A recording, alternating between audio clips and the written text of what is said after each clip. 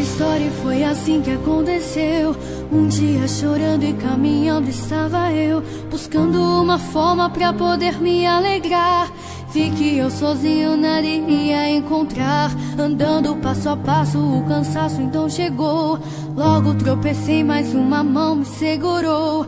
Vi que era um homem que me disse aqui estou. E com autoridade me olhou e me falou: não temas, eu estou contigo. Sou o teu amigo, sou teu protetor.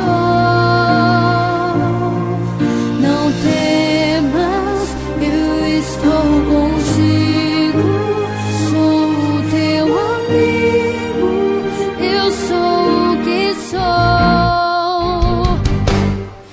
Vi que era ele o poderoso grande Deus, e em suas asas ele logo me envolveu. Me disse: filho meu, não temas, aqui eu estou. Sou tua rocha, teu escudo e teu defensor. Te tomo pela mão, contigo eu irei andar. Te dou autoridade pra serpentes esmagar. Te envolvo em meu manto e do mal vou te livrar. Te deixo a minha paz e mim tu pode descansar. Não temas, eu estou contigo.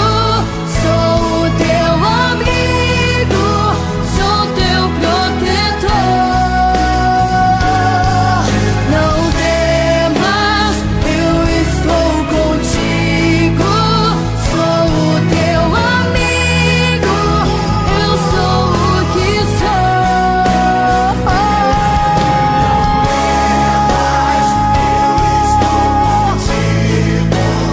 Sou o teu protetor.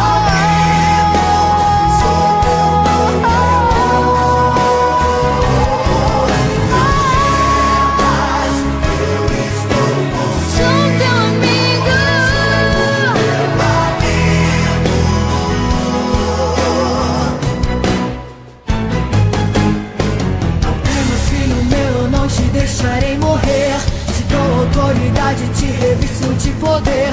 Por mais que o mal persista, não te deixarei tocar. Sou Deus o poderoso, grande Jeová Rapha. Eu quebro as cadeias e te faço vencedor. Removo a tua culpa e te liberto dessa dor. O hino da vitória você já pode cantar, porque eu